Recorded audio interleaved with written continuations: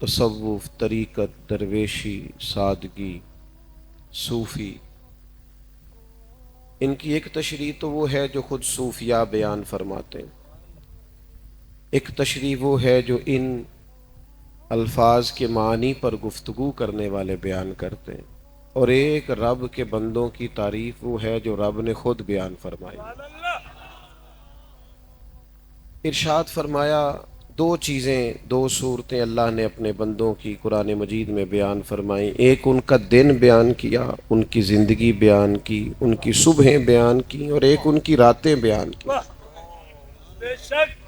ان کا دن کس طرح کا ہوتا ہے، وقت کس طرح گزارتے ہیں، جو اللہ کی محبت میں نبی پاک علیہ السلام کے دروازے کے گدا ہو جاتے ہیں وہ دن کیسے گزارتے ہیں۔ فرمایا وَعِبَادُ الرَّحْمَنِ الَّذِينَ يَمْشُونَ عَلَى الْأَرْضِ هَوْنًا، رحمان کے بندے جب زمین پر چلتے ہیں تو آہستگی کے ساتھ چلتے ہیں، عاجزی کے ساتھ چلتے ہیں، ان کی طبیعتوں میں بلا کا ٹھہراؤ ہوتا ہے۔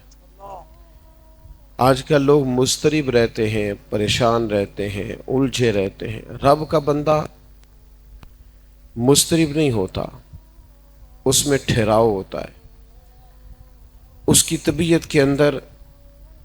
چلیں مجھے فٹافٹ بات یاد آ گئی، داتا گنج بخش علی حجویری نے لکھا ہے رحمت اللہ علیہ، ایک دفعہ مصر میں قحط پڑ گیا تھا، سب لوگ پریشان تھے، ایک درویش تھیلا لے کے بازار سے سودا لینے آیا بھی بڑا ٹہلتا ٹہلتا، سودا بھی خوش خوش خریدا، واپس بھی نکلا تو ہنستے ہوئے۔ تو اب سارے لوگ پریشان ہوں تو ایک بندہ ہنسے تو ذرا عجیب لگتا ہے۔ تو کچھ لوگوں نے اس سے کہا کہ تجھے کس بات کی خوشیاں چڑھی ہوئی ہیں جب قحط پڑا ہوا ہے، سب لوگ پریشان ہیں اور تو اتنا ٹہلتا مچلتا آ رہا ہے جا رہا ہے۔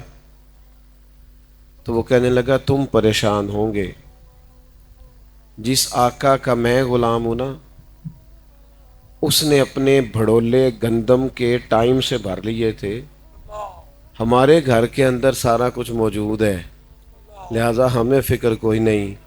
داتا گنج بخش علی حجویری فرماتے ہیں یہ جو کہا نا لا خوف علیہم ولا هم یحزنون، اللہ کے بندوں کو غم اور خوف کوئی نہیں، اس کی وجہ یہ ہے انہیں پتہ ہے رب کے خزانے بھرے ہوئے، مالک کے بھرے ہوئے خزانے ہیں، وہ جب چاہے گا اپنے بندوں کے لیے وَيَرْزُقْهُ مِنْ حَيْثُ لَا يَحْتَسِبْ، جب دے گا بے حساب عطا کر دے گا، وہاں سے دے گا گمان بھی نہیں ہوگا۔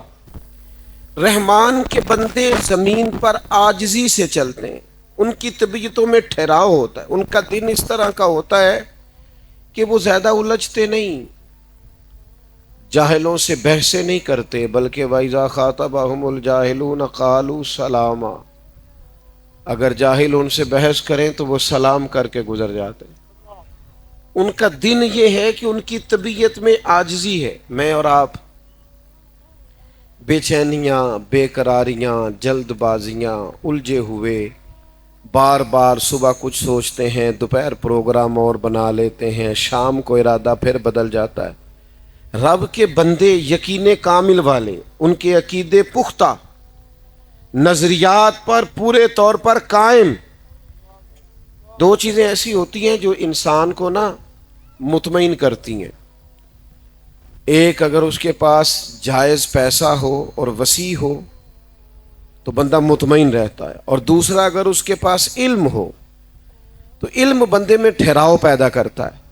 اللہ کے بندوں میں آپ کو پتہ ہے یہ جو اللہ والوں کے پاس بیٹھ کر لوگ اللہ والے ہو جاتے تھے، اس کی وجہ یہ تھی کہ وہ یقین والوں کے پاس بیٹھتے تھے تو انہیں یقین نصیب ہوتا تھا۔ ہاں ہم بیٹھتے بے یقین۔ وہ خواجہ نظام الدین صاحب محبوب الہی رحمت اللہ علیہ کا ایک مرید آ گیا تو اس نے آ کے کہا حضور لوگ تنگ بڑا کرتے ہیں، رشتہ دار بھی دوست بھی، یہ سارے کہتے ہیں آج کل اپنے مشائخ سے، تو کوئی نسخہ بتائیں۔ تو حضرت خواجہ صاحب فرمانے لگے نسخہ ایک ہی ہے، محبت کرنی شروع کر دے۔ تو اس نے بھی وہی کہا جو آپ صاحب اور میں کہتے ہیں نا. اس نے کہا جی میں تو بڑی کرتا ہوں. پر سامنے والے اس کا جواب ٹھیک. تو خواجہ صاحب رحمۃ اللہ علیہ مسکرائے. اللہ والوں کی طبیعتوں میں ٹھہراؤ ہوتا ہے. وہ اپنی رائے بار بار بدلتے. بولیے رائے بار بار بدلتے. جو کہہ دیا سو کہہ دیا. کہا میں محبت کرتا ہوں پر وہ پھر بھی مجھے تنگ کرتے ہیں. تو خواجہ صاحب فرمانے لگے پتر نسخہ یہی ہے, کرنا پیار ہی ہے. اگر ایک دو خوراک سے فرق نہ پڑا تو خوراکیں بڑھا دینا, محبت میں اضافہ کر دینا, عقیدت میں اضافہ. آپ کی طبیعت میں ٹھہراؤ آئے. آپ جہاں ہوں نا پھر وہاں تھوڑا سا بے یقین باتیں کرتے ہیں لوگ, کمزور باتیں کرتے ہیں. ٹھہراؤ نہیں, بردباری نہیں, حلم نہیں. رب کے بندوں میں بلا کی بردباری. ہمارے ہاں جو جس کی نئی بات سنتے ہیں ہم اس کے پیچھے لگ جاتے ہیں. جس نے نئی کہانی چھیڑ دی ہم بھی اس کے. جن نے لایا گلی اود نالی چلی. او بھائی تو تھوڑا ٹھہراؤ پیدا کر. تیرا اپنا ایک نظریہ ہے, تیرا اپنا ایک مزاج ہے. وہ جی فلانے نے نئی تحقیق کی ہے, حضرت مجدد الفسانی کے بعد نئی تحقیق کی ضرورت نہیں, اعلیٰ حضرت بریلوی کے بعد نئی تحقیق کی ضرورت نہیں. تیرے غلاموں کا نقش قدم ہے راہ نجات. وہ کیا بھٹک سکے جو یہ سراغ لے کے چلے. میں علم پڑھنے کی ممانت نہیں کر رہا, میں تحقیق کی میں کہتا ہوں عقائد کے باب میں جو انہوں نے لکھ دیا ہے وہ کافی اور شافی ہے ہمارے لیے. تحقیق کے نام پر تخریب کرنے کی ضرورت نہیں ہے. بھائی آپ کہیں کھڑے ہوں, آپ میں بردباری ہو, آپ میں علم ہو, آپ میں تقوی ہو, آپ کے مزاج کے اندر خوبصورتی ہو. آپ نبی کریم علیہ السلام کی خدمت میں ایک شخص نے آ کے کہا یا رسول اللہ صلی اللہ تعالی علیہ وسلم میرے بھائی کا پیٹ خراب ہو گیا, دست آتے ہیں. حضور نے فرمایا شہد پلاؤ. شہد پلایا, پھر آ گیا, کہا یا رسول اللہ بیماری تو کچھ بڑھ گئی ہے. حضور نے فرمایا شہد پلاؤ. وہ ڈاکٹر ہیں جو دوائیاں بدلا کرتے ہیں, وہ حکیم ہیں جو دوائیاں بدلا کرتے ہیں. یہ میرے رسول پاک کا دروازہ ہے. جو دن کو کہہ دیا دن ہے تو دن نکل آیا, جو شب کو کہہ دیا شب ہے تو رات ہو کے رہی. خدا نے ان کی زباں کو وہ اختیار دیا جو نکلی منہ سے ان کے وہ بات ہو کے رہی.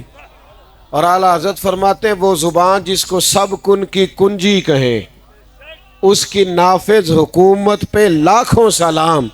اور ایک درویش نے کہا تھا بھائی اسی سادے بندے ہاں, سانو تو اتنا پتہ ہے ساڈے نبی دی زبان ساڈے واسطے قرآن, ساڈے نبی دی زبان ساڈے واسطے قرآن. یا رسول اللہ دست بڑھ گئے, فرمایا شہد پلا. پھر آ گیا تیسری دفعہ, حضور دست بڑھ گئے. حضور نے فرمایا شہد پلا. اس نے پھر کہا حضور وہ تو اس کے تو پیچس بڑھ گئے. تو کریم محبوب فرمانے لگے تیرے بھائی کا پیٹ جھوٹ بولتا ہے, اللہ کا رسول سچ کہتا ہے.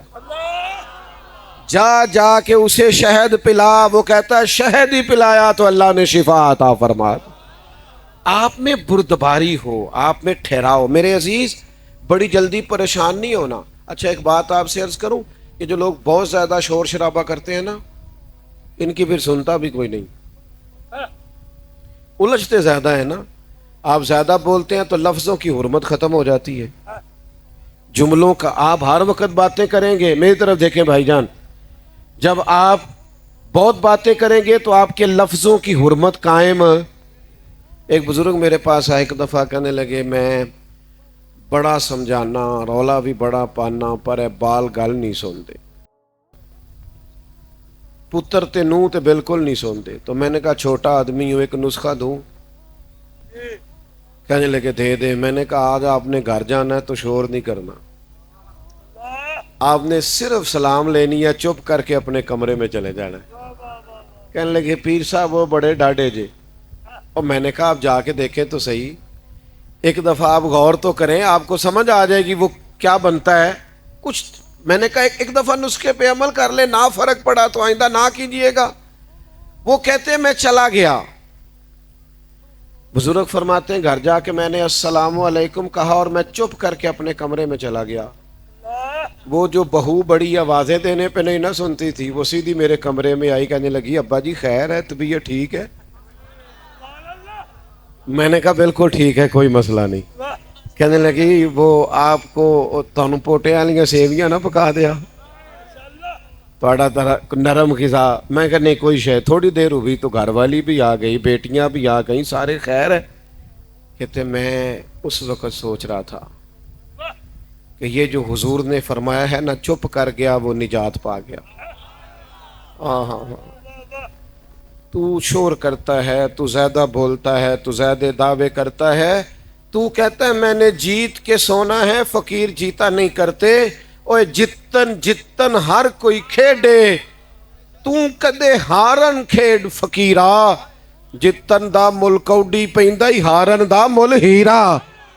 तू क्या मैंने हार जाना है, मैंने हारना है। वाइजा खातबाहुमुल जाहिलून कालू सलामा।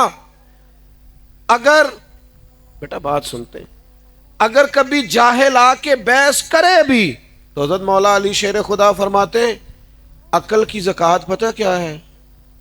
जाहिलों से गुजारा करना। तेरे अक्लमंद होने का पता ही जब चलता है जब तेरा पाला जाहिलों से पड़ता है। इमाम शाफी रहमतुल्लाह अलैह फरमाते हैं मेरी अक्सर इल्मी मौज़ूआत पर गुफ्तगू हुई, फरमाते हैं जब बात हुई ना उलमा से तो कभी वो आलिम जीत गए, कभी मेरी बात की फौकियत हो गई, कभी उनकी बात मैंने मान ली, कभी उन्होंने मेरी मान ली। जब उलमा से बहस हुई तो कभी मेरा मौक़िफ़ गालिब आया, कभी उनका। लेकिन फरमाते हैं जब भी मेरी किसी जाहिल से बात हुई या जाहिल ही जीता है, जाहिलों से बंदा जीत सकता। अब यहाँ मियाँ साहब किबला बैठे हैं, दरवेश लोग बैठे हैं, मैं छोटा आदमी बात करूँगा भी तो ज़रा, लेकिन आपको समझाने के लिए करनी भी पड़ेगी, आपने नाराज़ नहीं होना। मेरी एक राय है, आप इख्तलाफ करना हुआ तो कर लीजिएगा, ना बात माननी हुई तो ना मानिएगा। मेरी राय ये है कि मियाँ बीवी के झगड़े में ना ज़्यादा गलती मियाँ साहब की होती है। तुसी नाराज़ हो गए और मैंने पता थी तुसा हो जाना है, मैंने पहले आपसे कहा था माफ़ कर देना। मेरी राय ये है, और मैंने कहा था इख्तलाफ भी कर लेना, बेशक ना मानना, पर राय तो दे सकते हैं ना हम। राय ये है कि मियाँ बीवी के झगड़े में ज़्यादा गलती, तुसी नहीं बोलना मैंने पता है, लेकिन चले मैं तो बोल रहा हूँ ना, क्यों मियाँ साहब की गलती ज़्यादा होती? उसकी वजह यह है कि औरत बेचारी की अकल आधी है, तेरी तो पूरी है ना। तो झगड़ा तो तूने खत्म करना था, दरगुजर तो तूने ज्यादा करना था। मैं ना घर में रोटी खा रहा था, कहीं सफर से आया, दूर से थका मांदा, तो मदरसे का एक बच्चा रोता हुआ आ गया। तो घर वाले कहने लगे पता नहीं किसी उस्ताद ने को थप्पड़ मार दिया है, पहले बच्चे की सुन ले, ज्यादा ही रो रहा है। तो मैंने बच्चे को बुलाया तो उसका वजूद कांप रहा था, तड़प रहा था। मैंने उसके सर पे हाथ रखा तो ऐसे थर थर, वो मैं क्या पुत्र की होया है? कहने लगा पीर साहब मैंने घर फोन किया था, मेरी अम्मी और अब्बू फिर लड़ रहे हैं। कहने लगा हज़रत साहब जब वो लड़ते हैं ना तो हम चारपाइयों के नीचे डारा, माँ बाप जब लड़ाई करते हैं तो हमें लगता है पता नहीं क्या होने लगा। और यारो ये नफ्सियाती डिप्रेशन कौन डाल रहा है? मैं और आप अपने बच्चों पे डाल रहे हैं। मियाँ बीवी बहस करते हैं, नतीजा निकलता है तलाक होती है माज़अल्लाह। बहस जीत गई और रिश्ता हार गया, माँ बाप के होते हुए बच्चे यतीमों जैसी जिंदगी गुजारने लग गए। तू कहता है मैंने जीतना है बीवी से। हाँ ना, मैं तुझे हुजूर की बारगाह में ले जाऊं। सैयदा तैयबा ताहिरा हजरत आयशा सिद्दीक़ा फरमाती हैं मेरे नबी पाक जब तक घर में रहते थे घर वालों का कोई ना कोई काम ही करते रहते। हुजूर तो प्यार करते थे लेकिन हम जीतना चाहते। ओ मेरे भाई, अगर कभी कोई उलझना भी चाहे, हाँ अकीदे की कभी बात होगी तो फिर इट सिट ते पकड़ा कुआर कंदल असी और भी बूटियां जानने। अगर बात अकीदे की होगी फिर हम चट्टान हैं, लेकिन अगर जात की बात है फिर मेरे भाई दरगुजर, फिर प्यार, फिर इतनी। आजकल पीरों को एक और भी बड़ी मुश्किल होती है, संगियों के आपस में इख्तलाफ भी बड़े होते हैं, ये भी बड़ी मुसीबत है। अल्लाह अल्लाह सिखाने के साथ साथ हर चौथे दिन सुलह भी करानी पड़ती है, ये उससे बड़ा मसला है। ओ खुदा के बंदो, कहीं तो अपने दिल में दरगुजर पैदा करो, कहीं तो माफी। आते हैं लोग जो उलझाना चाहते हैं, आते हैं, हर एक से उलझा नहीं जाता। वो मुल्ला रूमी कहते हैं गधे और घोड़े की बहस हो गई। घोड़ा कहने लगा आसमान का रंग नीला है, गधा कहने लगा काला। कई घंटे बहस होती रही, फैसला शेर के पास चला गया। शेर ने कहा बात भी घोड़े की ठीक है, रंग नीला है, पर घोड़े को ही उम्र कैद की सजा दिया। उसने कहा जनाब बात भी मेरी ठीक है और सजा भी मुझे। उसने कहा सजा इस बात की है कि तूने गधे से बहस शुरू कर दी है, तुझे समझ नहीं आई, गधा है, तेरी अकल का मातम न करे। वाइदा खातबाहुमुल जाहिलून कालू सलामा, आप जाहिलों से बहसें करेंगे, आप ऐसे लोगों से। हमारे किबला एक दफा फरमाने लगे, कुछ बंदे हमें आके कहते हैं हुजूर नहीं देते, कहते हैं वो हमें मनवा पता क्यों नहीं सकते, इसलिए नहीं मनवा सकते कि हमें तो नबी पाक ने दिया है ना। तो जिसे दिया हो कौन देता है, देने को मुंह चाहिए, देने वाला है सच्चा हमारा नबी। और मेरे करीम से अगर कतरा किसी ने मांगा, दरिया बहा दिए हैं, दुर्बे बहा दिए हैं। मेरे अजीज, जाहिलों से बहस। हजरत उमर बिन अब्दुल अजीज बादशाह थे और फकीर भी थे। इतने बड़े दरवेश थे जनाब उमर बिन अब्दुल अजीज कि एक शख्स को हुजूर ने ख्वाब में मिल के कहा, उसे कह दुरूद शरीफ जितना पढ़ता है उतना ही रोज पढ़ा करे, कम ना करे, हमें उसका पढ़ना बड़ा पसंद आता है। इतने मकबूल थे हुजूर की बारगाह हजरत उमर बिन अब्दुल अजीज। और वक्त के हुक्मरान भी सड़क पे चल रहे थे। मैं ना इन दोस्तों से भी मैंने कहा यार इस्तकबाल से कभी हमें बचा लो ना, इस्तकबाल तो वजीरों के होते हैं, फकीरों के थोड़ी होते हैं। से सबूत ना पूछो मैथों, ए नजरे करम कद होई, ए मैं जाना या दिल पर जाने गैर न जाने कोई। मैं मिस्कीन पुराना खादम, किसे दर मिली न टोई। ए ते वासफ यार ने नजर जो की थी, ए ते वासफ यार ने नजर जो की थी, ते फिर वासफ वासफ हो। से सबूत ना पूछो मैं, फकीर दरवेश सादे लोग, ये तो मुख्तसर सी मेरी कहानी है, जो भी है आपकी मेहरबानी है। मेरे अजीज, हजरत उमर बिन अब्दुल अजीज फकीर भी हैं, दरवेश भी हैं, बादशाह भी। लकड़ी के जूते खड़ाओं पहने हुए फकीर बंदे थे ना। अल्लाहू अल्लाहू अल्लाहू करते असी किसी दे कुछ भी नहीं लगते, ना कोई साडा दर्दी। वो चुप करके ना अपने कैफ में जा रहे थे। रात का वक्त था, एक बुजुर्ग लेटे हुए थे, तो हजरत का पैर बाबा जी के पैर पे आ गया। अचानक रात का टाइम था, बाबा जी फुटपाथ पे सड़क पे सोए, पैर पे पैर आया ना, तो अचानक टक्कर हो जाए तो बंदे क्या कहते हैं, अंधा है तू, यही कहते हैं ना। तो उसने भी कहा हालान तुम लामा, क्या आप अंधे हैं। पैर पे क्या किसे दिया, बादशाह को, दरवेश को। यहां कोई बात करके तो देखे, यहाँ तो फकीरों के भी बड़े नाज नखरे, यहाँ तो माफी कोई नहीं, यहाँ तो प्यार लोग ढूंढते फिरते हैं, कोई जगह मिले जहां सर रख के रोए। हमारे पास तो टाइम ही नहीं। कहा आप अंधे हैं, आपका पता ही तब चलता है जब ऐन मुसीबत आए कि आप में हौसला कितना है। यही तो दिल दरिया समुद्रों ढूंगे, कौन दिलां दियां जाने। ए 14 तबक दिले दे अंदर ते असा तंबू वांगू ताने। एक जगह पे कहने लगे कीती ये जान हवाले रब दे, असा ऐसा इश्क कमाया है, मरण तो पहलो ही मर गया, बाहू ता मतलब नू पाया है। मिट गए वो लोग, मिट गए। आप अंधे। तो ये टाइम है आपका जब आपके हौसले का पता चलता है। हजरत उमर बिन अब्दुल अजीज कहने लगे नहीं बुजुर्गों, मुझे नजर आता है, वो जो 7 सिपाही थे ना, ये केतली हमेशा चाय से ज्यादा गर्म होती है। उन्होंने तलवारें निकाल ली, کہا کیا ہوا؟ کہا جناب اس نے آپ کو اندھا کہا ہے۔ فرمایا نہیں انہوں نے تو نہیں کہا۔ کہا ہے؟ فرمایا نہیں کہا۔ کہا جناب کہا ہے۔ آپ فرمانے لگے بابا جی تم سے باتیں کر رہے تھے مجھ سے کر رہے تھے؟ کہا جناب باتیں تو آپ سے ہی کر رہے تھے۔ فرمانے لگے انہوں نے اندھا نہیں کہا، انہوں نے تو ایک سوال پوچھا ہے کہ آپ اندھے تو نہیں؟ تو میں نے کہہ دیا نہیں مجھے نظر آتا ہے، اس میں جھگڑے والی کون سی بات ہے؟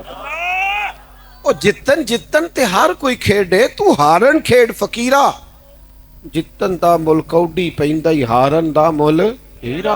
او بھائی آپ کی طبیعت کے اندر مزاج کے اندر الجھاؤ نہیں۔ اللہ کا بندہ بغض نہیں رکھتا، عداوت نہیں رکھتا، اس کا سینہ صاف رہتا ہے، وہ اس کی طبیعت ہوتی ہے، وہ الجھاؤ پیدا نہیں۔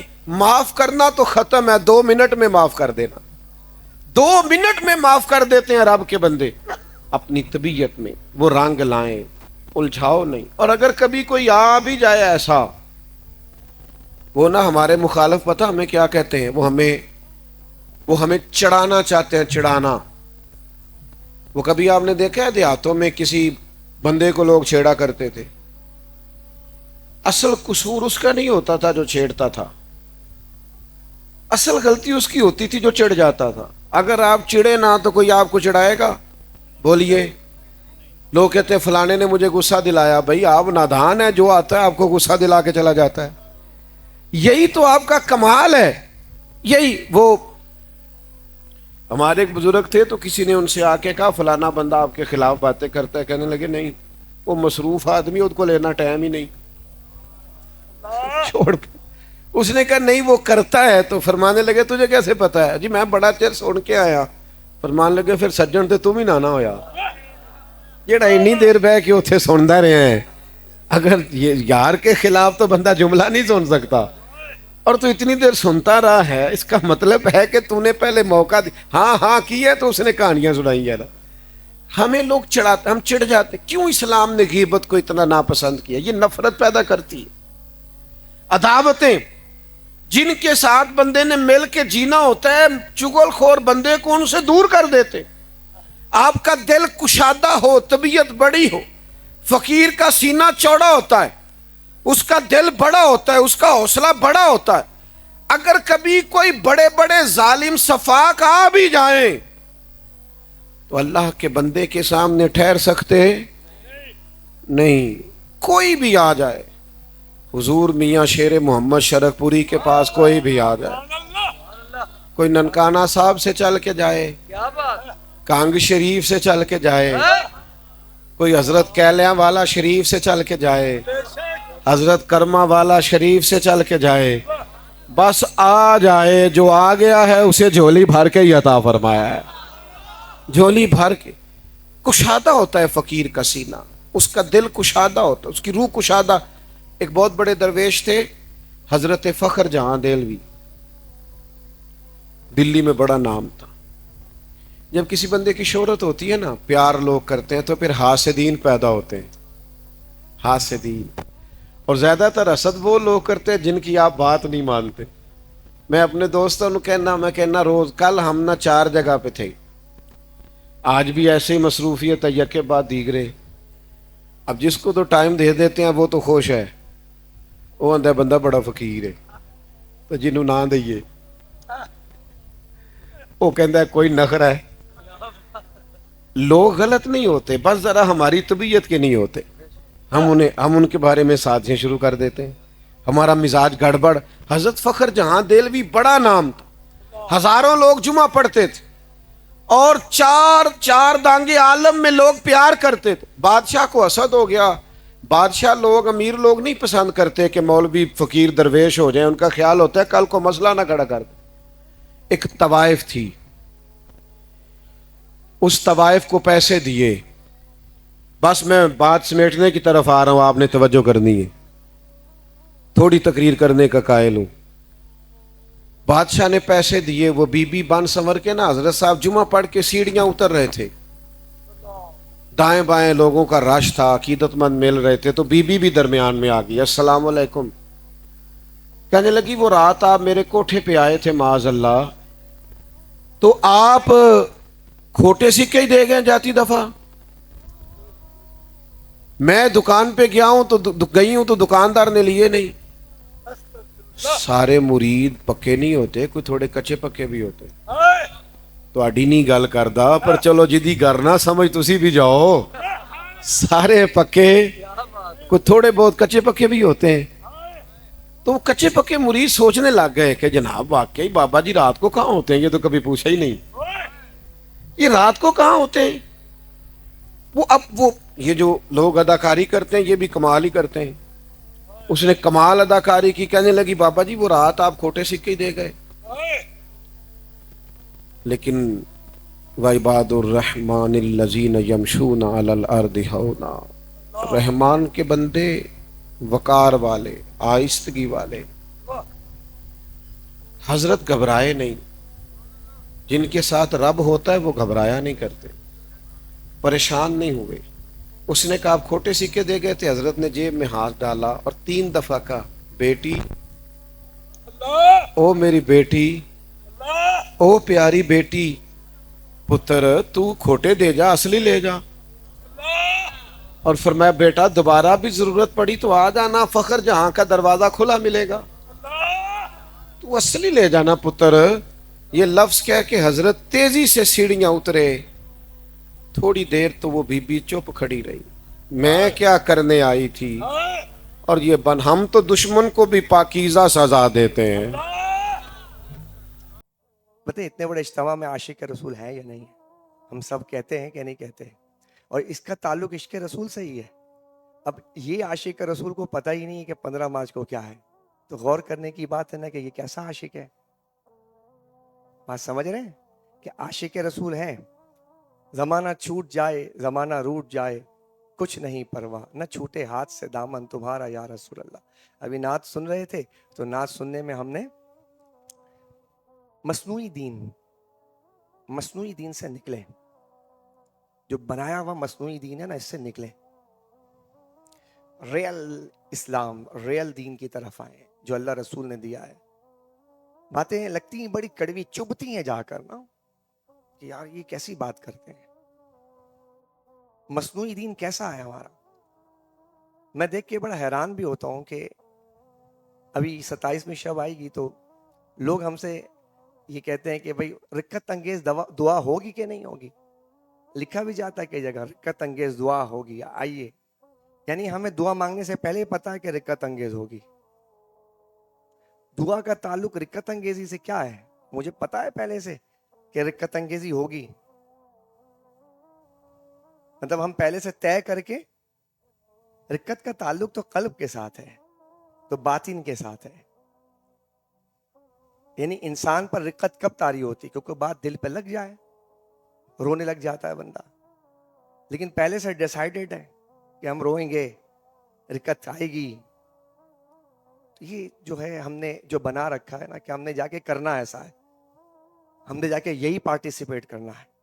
تو نتیجہ کیا ہے کہ اس کو تسنو کہتے ہیں. اس کو تو اللہ نے پسند نہیں کیا ہے.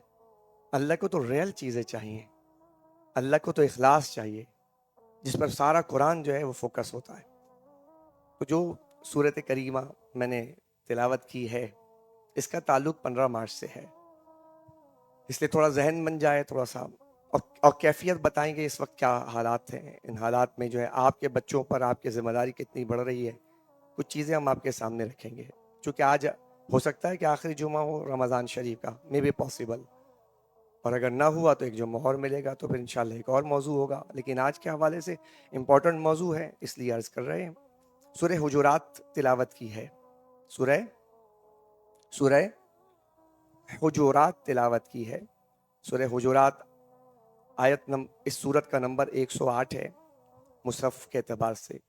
اس کا نمبر 649 ہے, اور اگر آپ ترتیب مصحف نزول کے اعتبار سے دیکھیں تو یہ 108 ہے. اور اس کا زمانہ نزول 9 ہجری ہے,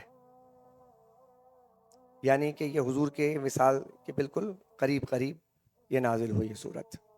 تو مضامین اس کے بڑے ایسے ہیں کہ جو کوئی دنیا سے پردہ کرنے والا ہے تو اس کو ایسے ایسے مضامین دیے جا رہے ہیں کہ جو فائنلز ہوتے ہیں, لاسٹ مومنٹ میں جو چیزیں آتی ہیں فائنل ہوتی ہیں کہ اب یہ فائنل چیزیں لے کر جائیے. اس میں بتایا گیا ہے کہ رسول کریم صلی اللہ علیہ وسلم کا ادب اور احترام تمام فرائض سے بڑھ کر فرض ہے، اس صورت میں بتایا گیا ہے۔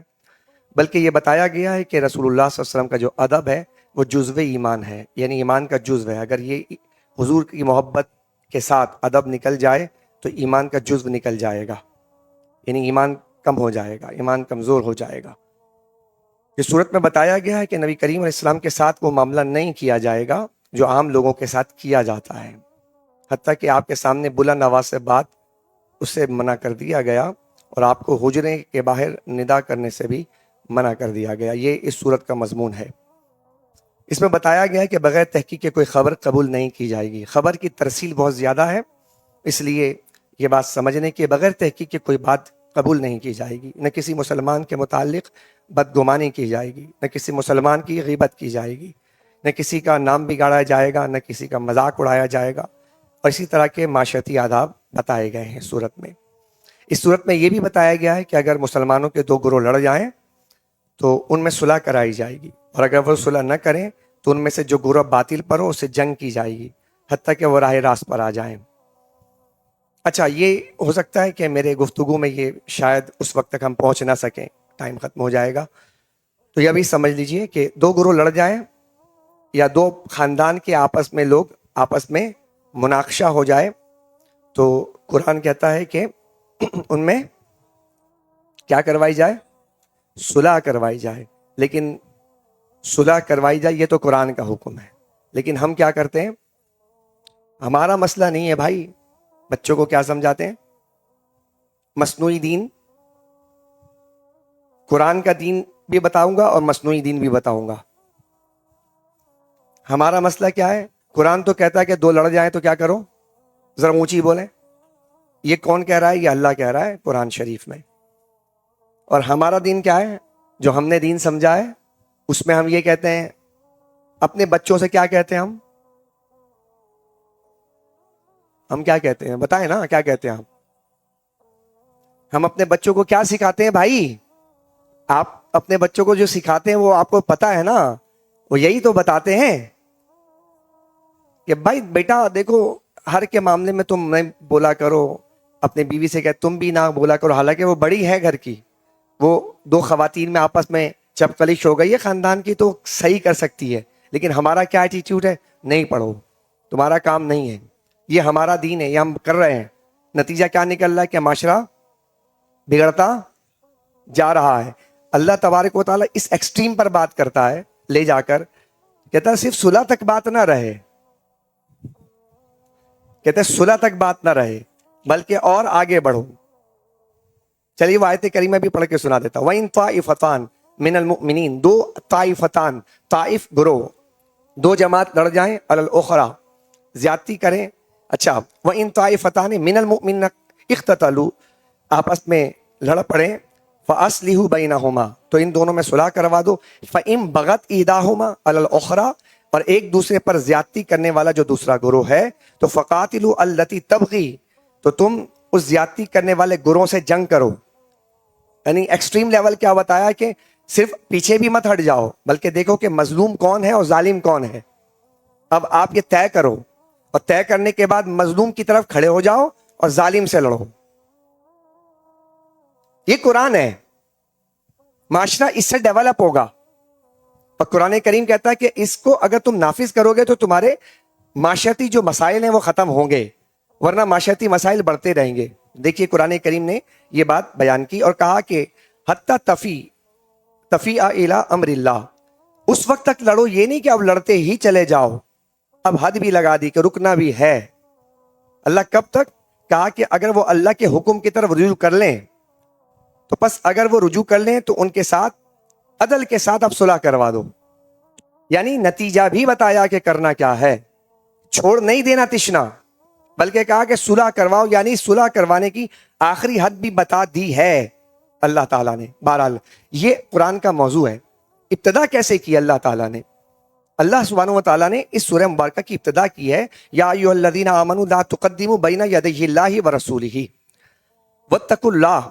درس قرآن میں نے اس رمضان شریف کے آخری جو جمعہ ہے اس میں درس قرآن کو میں نے فوکس کیا ہے کہ قرآن کے درس کو زیادہ موضوع گفتگو بنایا جائے اور قرآن زیادہ سمجھا جائے۔ اے ایمان والو اللہ اور اس کے رسول پر سبقت نہ کرو، اے ایمان والو اللہ اس کے رسول پر سبقت نہ کرو، واتقوا اللہ، اور اللہ سے ڈرو. یعنی یوں کہا کہ اللہ رسول سے آگے نہ بڑھو، حد سے آگے نہ بڑھو.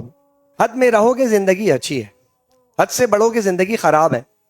اور یہاں حد بندی یہ بتا دی کہ دیکھو کہ تم اللہ اور اس کے رسول سے آگے نہ بڑھو. یہ ہوا کیا تھا کہ یہ بات کہنے کی ضرورت پیش آ گئی؟ یہ ہوا کیا تھا؟ کوئی ایسا واقعہ ہوا تھا کہ جس پر یہ اللہ فرما رہا ہے اے ایمان والو مخاطب کر کے مت بڑھو آگے؟ تو کچھ ہوا تھا. جائیے جا کر اس کا شان نزول دیکھیے. تو رب کائنات جس پرسپشن میں، جس بیک گراؤنڈ میں، جس پس منظر میں اس آیت کریمہ کو نازل فرما رہا ہے وہ دو واقعات ہیں. یا تو یہ بقرعید کا کوئی واقعہ تھا، عید الاضحیٰ کا کوئی واقعہ تھا، یا پھر رمضان کا کوئی واقعہ تھا جس پر یہ آیت کریمہ اللہ نے نازل فرمائی ہے. اگر عید الاضحیٰ کے واقعے کو لیا جائے تو واقعہ کچھ یوں تھا کہ صحابہ کرام رضوان اللہ تعالی عنہم اجمعین نے اپنے اپنے جانور خرید رکھے تھے. حضور علیہ الصلوۃ والسلام نماز کے لیے گئے. نماز پڑھ کر جب واپس آئے تو دیکھا کہ جانور گرے پڑے ہیں، ذبح ہو چکے ہیں. ابھی حضور علیہ الصلوۃ والسلام نے اپنے جانور کو ذبح نہیں کیا تھا اور صحابہ نے حضور علیہ السلام کے جانور سے پہلے ذبح کر دیا. اچھا اب یہ بتائیے کہ بقرعید کا دن ہے، عید الاضحیٰ کا دن ہے، اور عید الاضحیٰ کے دن اگر کوئی جانور خرید کے لاتا ہے تو یقیناً وہ دیکھ بھال کر لائے گا، اس کے ناک، کان، آنکھ، دم، عمر سب دیکھ کر لائے گا، فربا ہے کہ نہیں یہ سب کچھ دیکھ کر لائے گا. تو اتنی بات آپ کو پتا، اتنی بات صحابہ کو نہیں پتا ہوگی کہ یہ جانور جو ہے یہ قابل ذبح ہے یا نہیں ہے، قابل قربانی ہے یا نہیں ہے. ان کو یہ بات تو پتا تھی نا؟ سمجھ آ رہی بات؟ غور کر رہے ہیں؟ اچھا اب ان سے کیا ایسی خطا سرزد ہو گئی کہ جانور جو ہے انہوں نے خریدا بھی ٹھیک تھا. اچھا کیا آپ یہ گمان کرتے ہیں کہ صحابہ کرام نے بتوں کے نام پر جانور ذبح کیے ہوں گے؟ بولیے نا. جانور کس نام پر ذبح ہوا ہوگا صحابہ کرام کے ہاتھ سے؟ یہاں بھی غلطی نہیں ہوئی، جانور خریدا بھی ٹھیک تھا اور جانور ذبح بھی ٹھیک کیا تھا. اب غلطی کیا ہوئی؟ ان سے غلطی یہ ہوئی جو بظاہر ہمارے نزدیک نہیں ہے، جو اس معاشرے میں جیسے 15 مارچ ہمارے لیے امپورٹنٹ نہیں ہے، اسی طرح بظاہر ہمارے لیے چیزیں امپورٹنٹ نہیں ہیں لیکن اللہ کے نزدیک اتنی امپورٹنٹ ہے، خدا کے نزدیک اتنی اہمیت کی حامل ہے اور اتنی بڑی ہے کہ اس کو قرآن کی آیات بنا دیا اور قرآن قیامت تک کے لیے اس کو ہدایت بنا دیا. اور اس واقعے کو اللہ سبحانہ و تعالیٰ نے ارشاد فرمایا کہ اے ایمان والو اللہ رسول سے آگے مت بڑھو. یعنی تم نے قربانی کر تو دی اور تم نے سارے کے سارے اصول و ضابطے سے کیا لیکن ایک ضابطہ رہ گیا، ابھی میرے مصطفیٰ نے قربانی کی نہیں، تم نے کر کیسے لی؟ جو ہمارے نزدیک امپورٹنٹ نہیں ہے اس معاشرے کے اندر کہ رسول جو کرتے رہیں، رسول جو چاہتے رہیں، رسول کے لیے جو چیز اہمیت کی حامل ہے، تو معاشرہ ہمارا ایسا لبرل کا لیبل لگا دیا. کہیں نہ کہیں تو ہو رہے ہیں ہم لبرل، آزاد خیال، سیکولر مائنڈ سیٹ، کہیں نہ کہیں تو ہو رہا ہے. چلو چلتا ہے، سب تمہارے لیے چلتا ہے لیکن خدا کے لیے نہیں چلتا. آپ کے لیے چلتا ہوگا، چلو بھائی کوئی مسئلہ نہیں ہے، لیکن اتنی سی بات ہماری ہوتی تو ہم کیا کہتے ہیں؟ کوئی بات نہیں یار، آئندہ خیال کرنا. اللہ نے نہیں، دوبارہ جانور خریدو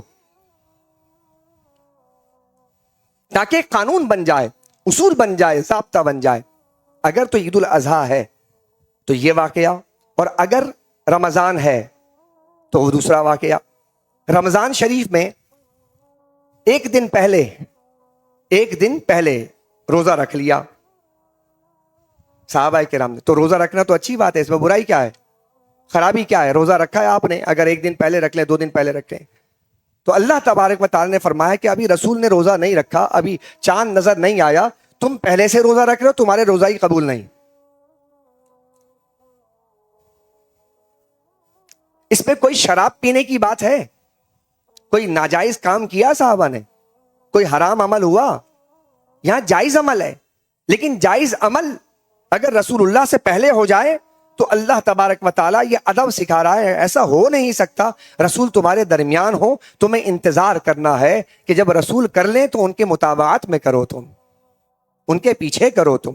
یہ سکھا دیا اللہ تبارک و تعالیٰ نے. اچھا اس کے بعد یہ ایک اصول بتا دیا. اچھا پھر کہا واتقوا اللہ. یہ تم سے کیسے ہوا؟ کہا کہ تمہارے دل میں اگر واتقوا اللہ ہوگا نا، یعنی اللہ کا ڈر ہوگا، تو کبھی یہ کام نہیں کرو گے. تو آج معاشرے کے اندر اگر کوئی بھی بے ادبی اور گستاخی ہو رہی ہے تو معاشرے میں خدا کا ڈر ختم ہو جائے گا، تو بے ادبی بڑھتی چلی جائے گی، گستاخی بڑھتی چلی جائے گی. یہ دوسری بات بتا دی قرآن شریف نے.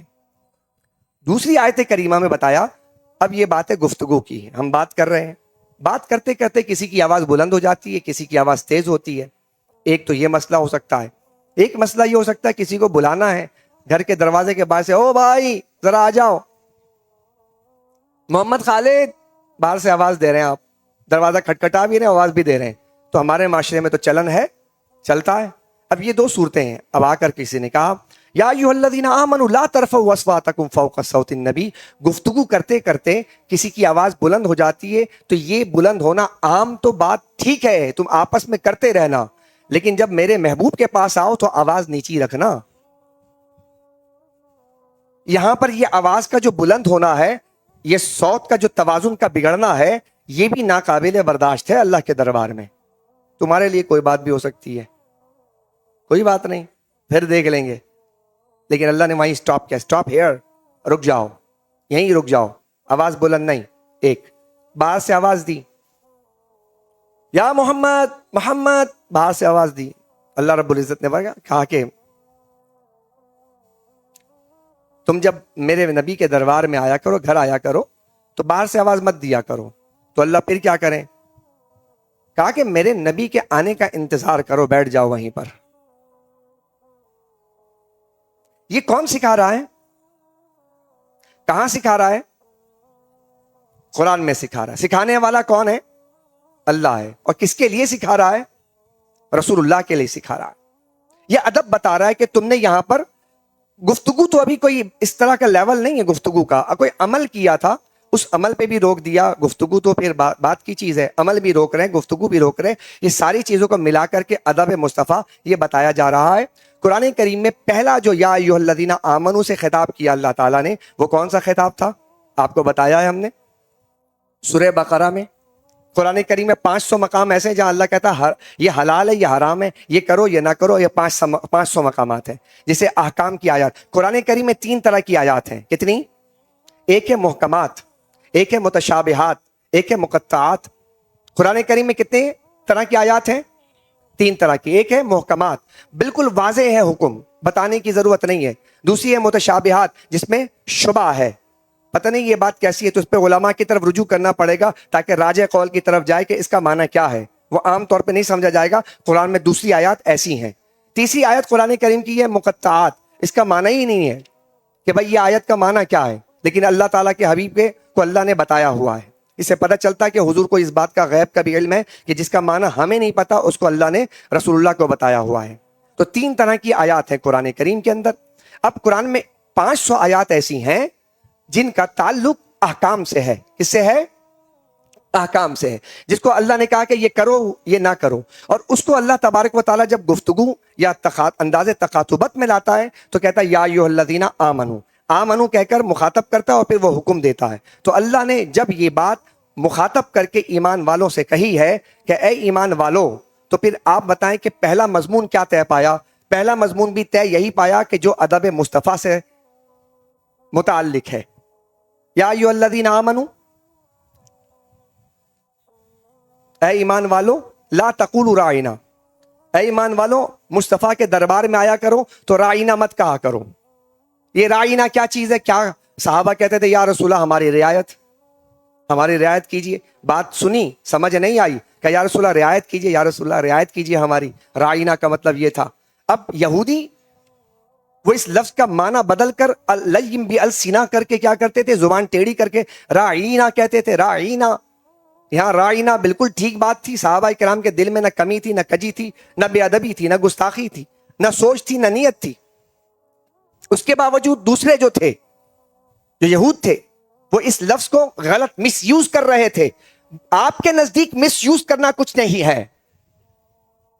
کوئی لفظ یوز کیا جائے، بتایا جائے، یا آپ اس پہ گرفت نہ کریں تو آپ کے نزدیک نہیں ہے، لیکن خدا کے نزدیک تو بہت اہمیت کا حامل ہے کہ اللہ تبارک و تعالیٰ کو یہ بات پسند نہیں ہے حالانکہ لغت کے اعتبار سے بات غلط نہیں ہے، لیکن اللہ فرماتا ہے اے ایمان والو یہ لفظ جو رائنا ہے نا یہ مت کہو۔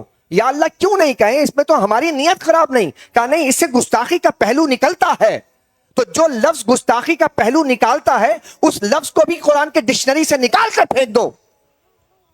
مصطفیٰ کا در ہے، پیارے کا در ہے، خبردار تم نے رائنا کیسے کہا؟ یہ انداز ہے اللہ کا، یا ایھا الذین لا تقولوا رائنا، انداز دیکھ رہے ہیں آپ؟ ایمان والے کون تھے اس وقت؟ ہم تو نہیں تھے۔ اللہ اکبر، صحابہ مت کہو، یا اللہ پھر کیا کہیں؟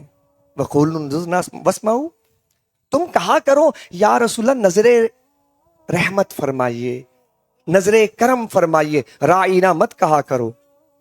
وَاسْمَعُوا، یہ بات کہنے کی ضرورت پیش کیوں آ رہی ہے؟ کان لگا کے سنتے کیوں نہیں ہو؟ میرے مصطفیٰ کو تکلیف ہوتی ہے دوبارہ کہنے کی، تو وہاں یہ بات بھی سمجھا دی کان لگا کے سنا کرو۔ یہ سب ادب اللہ نے سکھایا ہے ہمیں، اور بذریعہ قرآن اللہ نے سکھایا ہے۔ 15 مارچ یوم تحفظ ناموس رسالت ہے،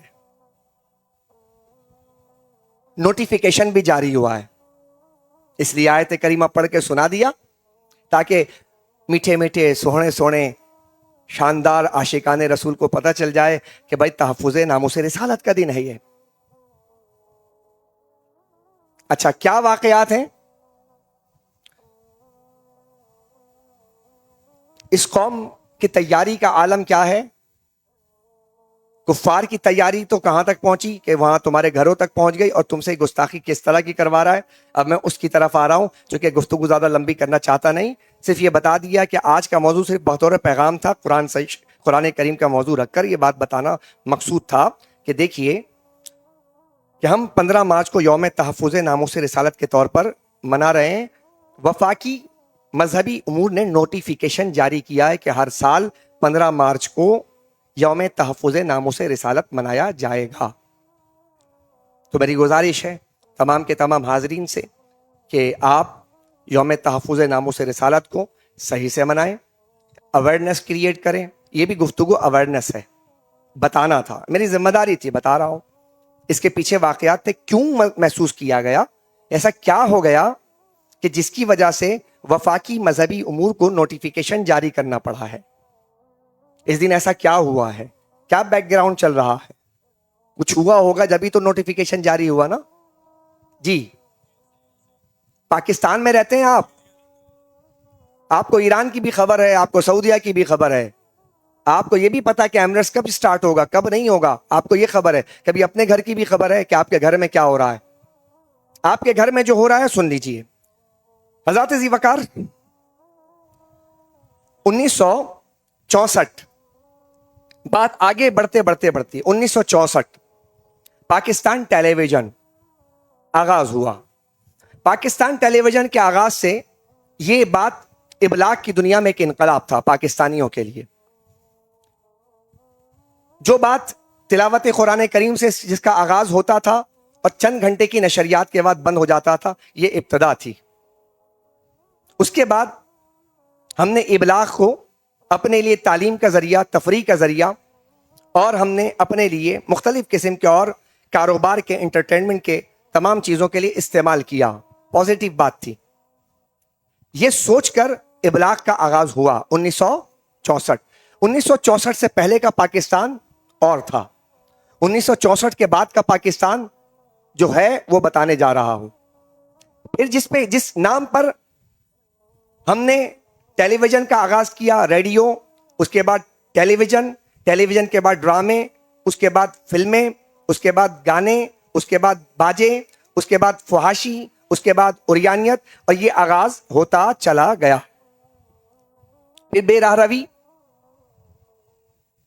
اتنی بے راہ روی کہ اگر آپ 1964 کے بعد سے لے کر آج تک تجزیہ کر لیں تو ہمارا معاشرہ زوال سے زوال تر ہوتا چلا گیا ہے۔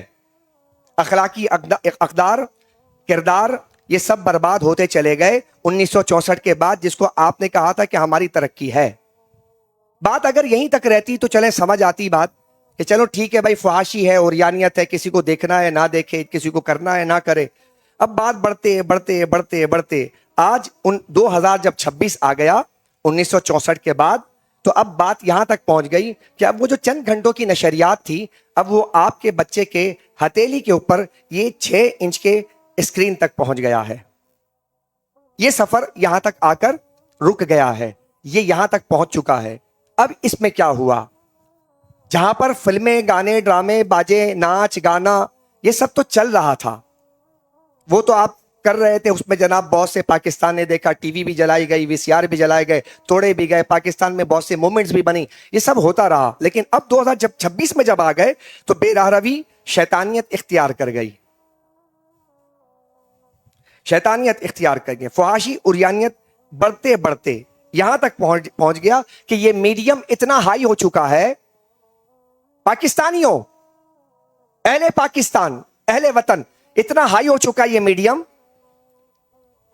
اوریانیت، فحاشی، شیطانیت سے آگے، کہ اب یہ میڈیم سوشل میڈیا کے نام پر مقدسات دین، اسلام، اللہ تبارک و تعالی کی ذات، رسول پاک صلی اللہ علیہ وسلم کی ذات، صحابہ، اہل بیت اور اہل بیت کے ساتھ قرآن، اب یہ ان پر بھی اعلانیہ طور پر گستاخی کر رہا ہے.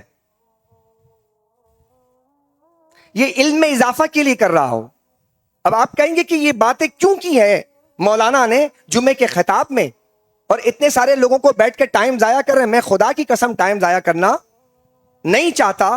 اس کی وجہ یہ ہے کہ میں نے قرآن پڑھ کر آپ کو یہ موضوع بتایا ہے کہ جس موضوع کو اللہ تبارک و تعالیٰ اتنا اہمیت کا حامل قرار دے رہا ہے، جسے قرآن کی زینت بنا رہا ہے، اور اس قوم کو کا حال یہ ہے کہ وہ اس کی اہمیت نہیں جانتی. اس وقت یہ بات بڑھتے بڑھتے بڑھتے بڑھتے یہاں تک پہنچی ہے کہ آپ کے جو بچے ہیں نا پاکستان کے اندر، پاکستان کے کورٹس کے اندر ہزاروں کے تعداد میں اس وقت مقدمات زیر سماعت ہیں اسی بات پر کہ صحابہ پر گستاخی، اہل بیت پر گستاخی. یہ تو چھوٹیاں، یعنی گستاخی یہ بھی ہے، لیکن یہ تو گستاخی کرتے کرتے رسول اللہ کی گستاخی، اللہ کی گستاخی اور قرآن کی گستاخی.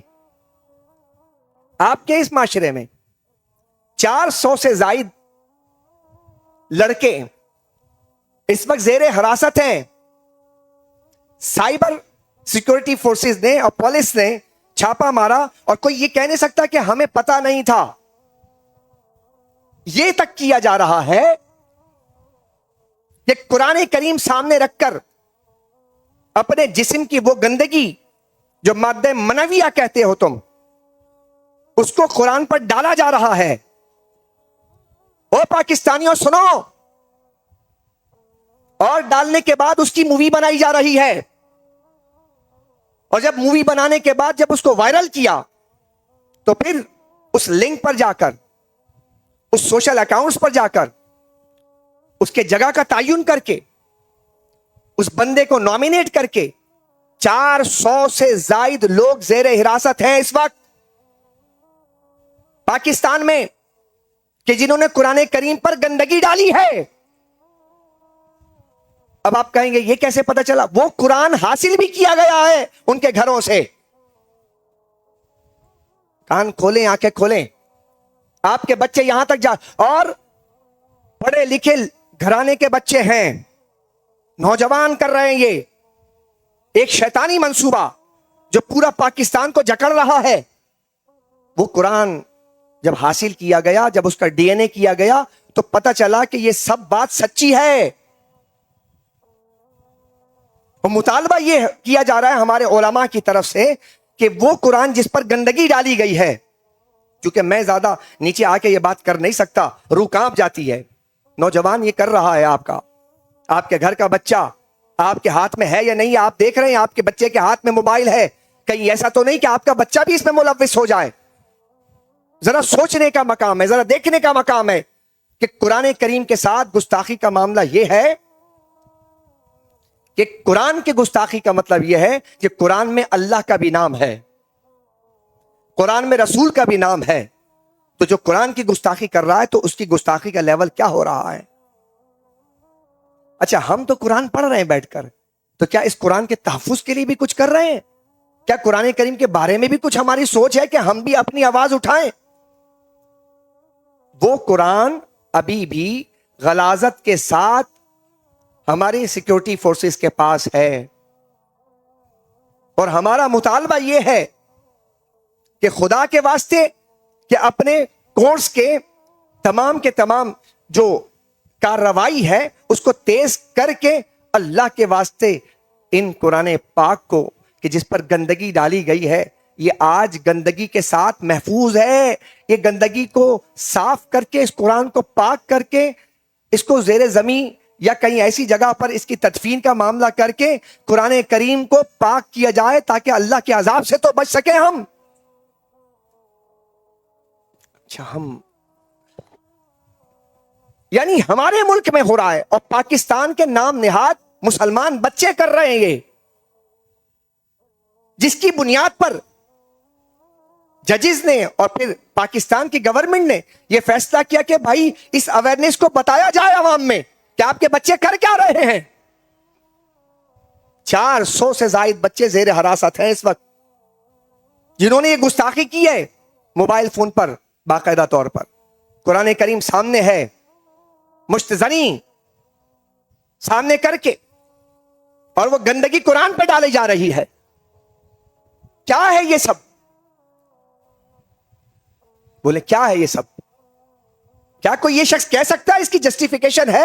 نہیں، انجانے میں میرے بچے کے ساتھ ہو گیا تھا، میرے بچے کو پتا نہیں تھا۔ آپ بتا سکیں گے اپنے بچے کی جانب سے؟ اس کی سزا کیا ہے؟ 295C۔ اور جب سزا دی جائے گی نا، جب سزا دی جائے گی نا، ابھی تک تو کچھ نہیں ہوا، نہ آسمان پھٹا ہے اور نہ زمین پھٹی ہے، نہ پہاڑ گرا ہے، ناپ تول میں کمی پر آسمان سے پتھر برسے ہیں۔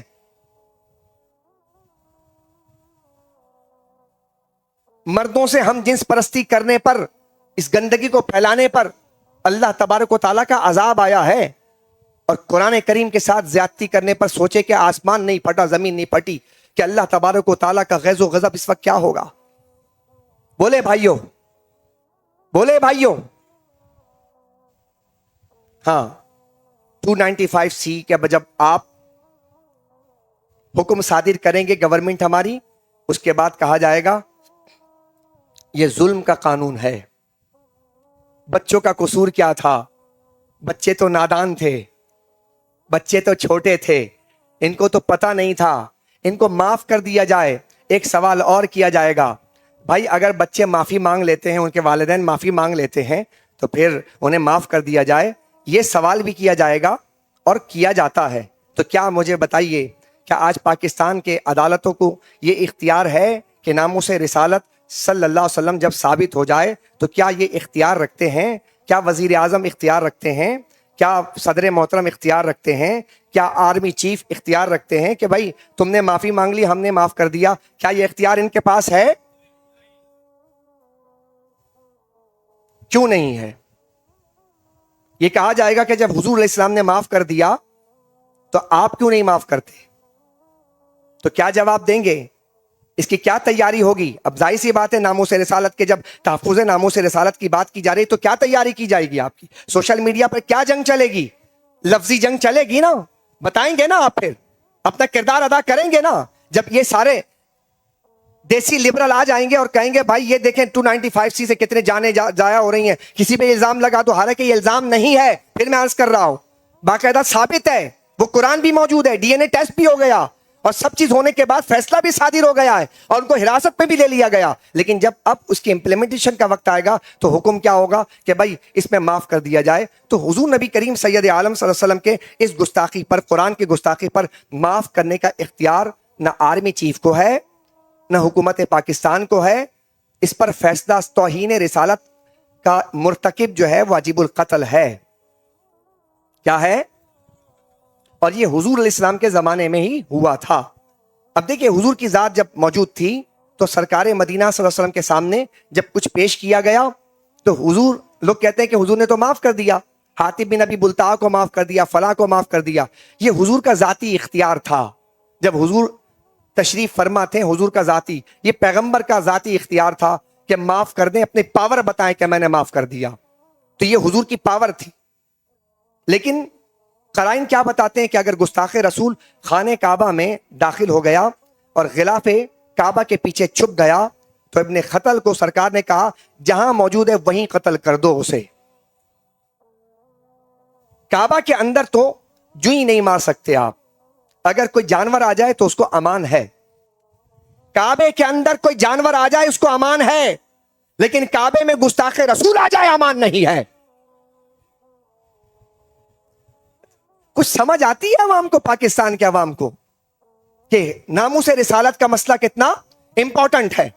رسول کریم سید عالم صلی اللہ علیہ وآلہ وسلم نے جسے معاف کیا حاتب بن ابی بلتع کو، لیکن صحابہ کرام رضوان اللہ تعالی عنہم اجمعین. اب لوگ کہتے ہیں کہ دیکھیں نا حضور نے بھی تو معاف کیا، تو حضور نے معاف کیا تو ہم پوچھتے ہیں حضور نے 11 شادیاں کی، آپ کر سکتے ہیں؟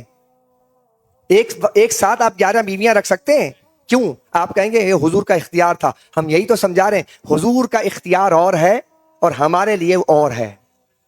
ہمیں یہ کہا گیا کہ گستاخ رسول کو واجب القتل ہے، قتل کیا جائے گا، یہ حکم بتا دیا اور معاف کر کے بتا دیا کہ میری پاور کتنی ہے. لیکن صحابہ کرام سے لے کے آج تک کوئی ایک واقعہ بتا دیجیے آپ امت مسلمہ کا کہ جب گستاخی ہوئی ہے اور صحابہ نے معاف کیا ہے. کوئی ایک واقعہ بتا دیجئے، نہیں بتا سکتے آپ.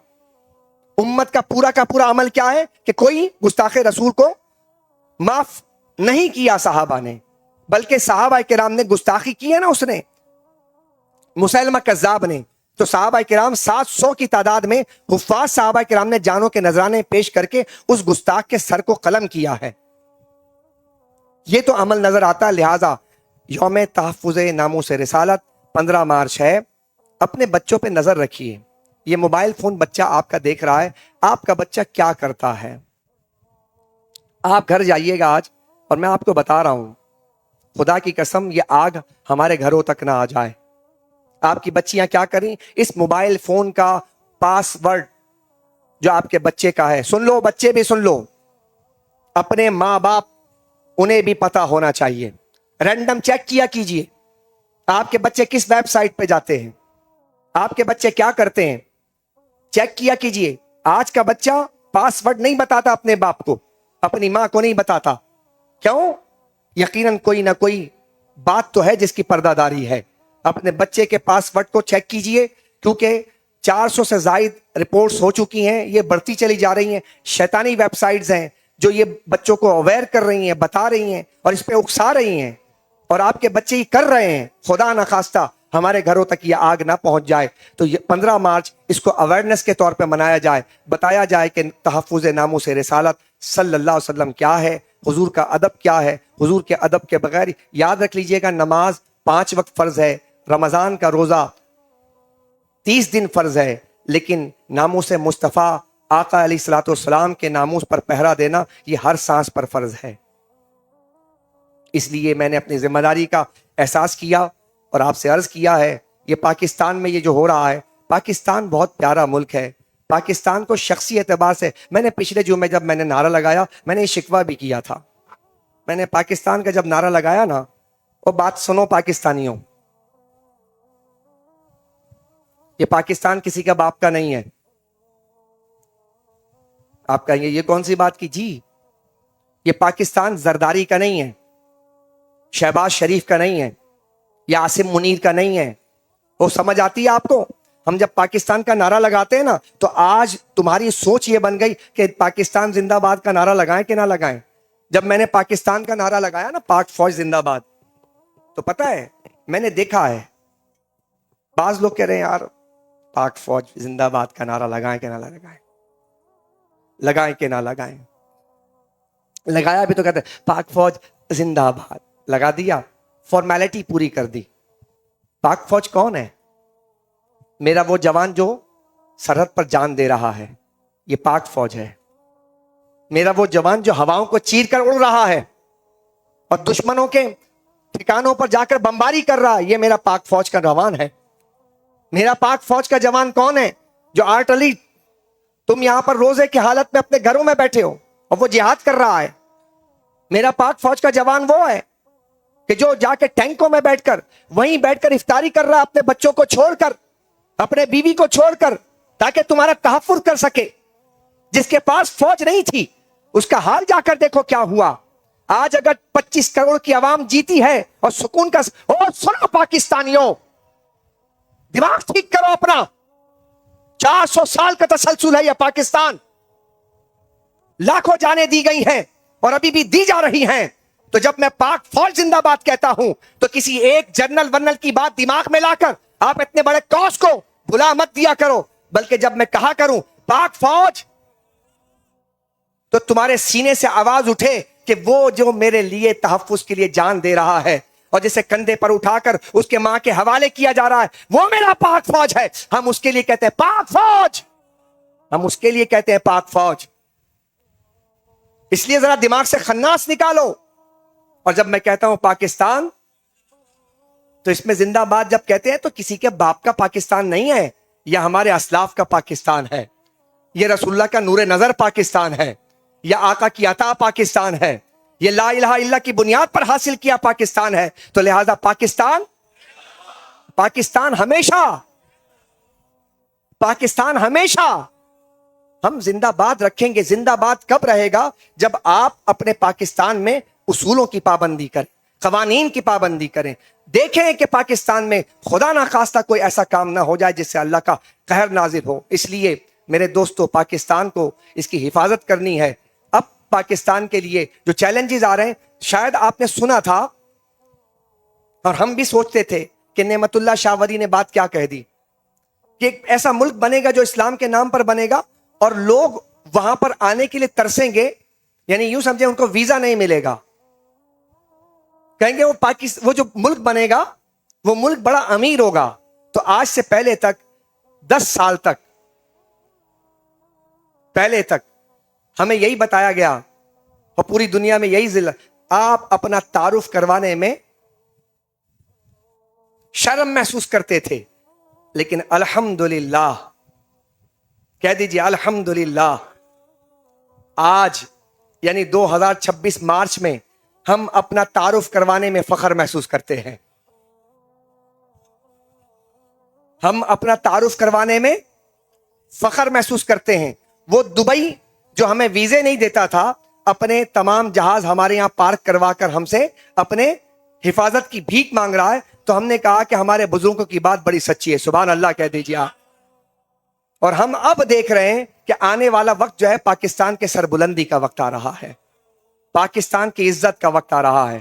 بہت کر لیا تم نے, بڑا منجن بڑا چورن بیچ لیا.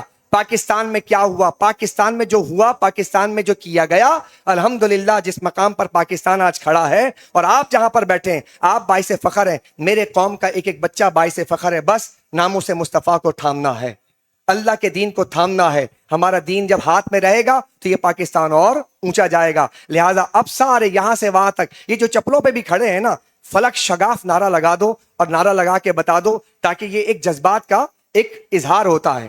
کیا ہے؟ پاکستان نہیں مزہ نہیں آیا, جیسے فوجی لگاتا پاکستان پاک فوج, سبیلنا الجہاد, سبیلنا. پاکستان کا مطلب کیا؟ نہیں, ابھی بھی بہت سے لوگ خاموش ہیں. میں تمہیں تمہاری ماں کے دودھ کا واسطہ دیتا ہوں,